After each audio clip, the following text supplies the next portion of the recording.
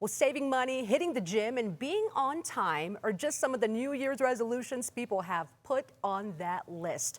Dr. Brad Schwall says Lifemaxxing may be the key to help you check those off. He's the president and CEO at the Center for Integrative Counseling and Psychology, and he's with us this morning to tell us how it all works. Dr. Schwall, it's good to have you. Thank you.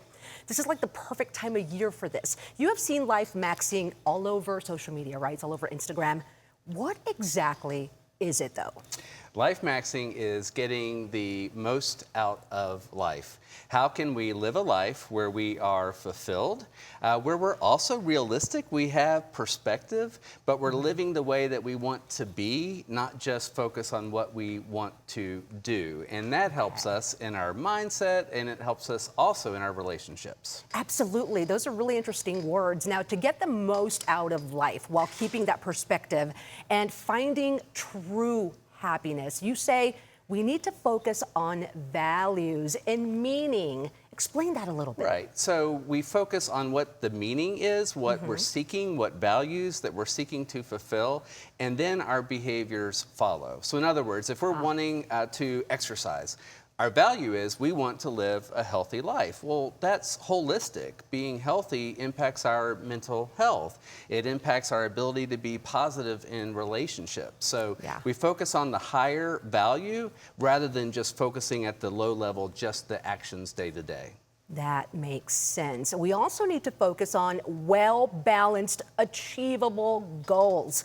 My question is, how do we do that, though? Yeah, so achievable means that we're focused on short-term goals. We're focused on goals that we know that we can achieve. We do it incrementally, kind of like scaffolding. We build one skill, one new habit at a time.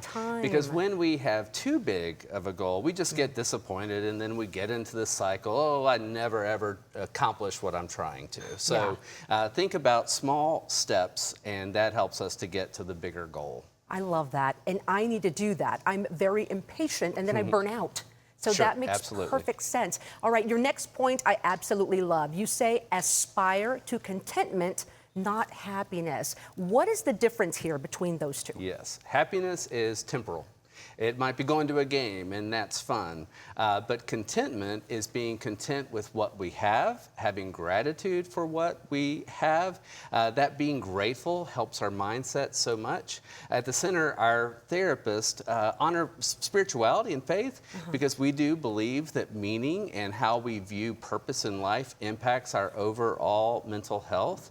And spirituality is about that contentment, being grateful, not just focusing on that immediate fun, but being able to truly enjoy through gratitude. What a way to start the year. Now, your big takeaway for us is to remember it's all about resilience, correct? So we're not going to get away from there being challenges.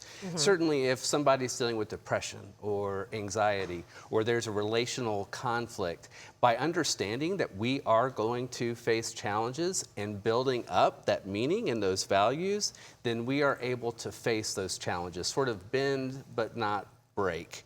And so it is all about resilience. There always is hope. People need to know that. There always is hope. Surround yourself with support, and that's an important part of being resilient.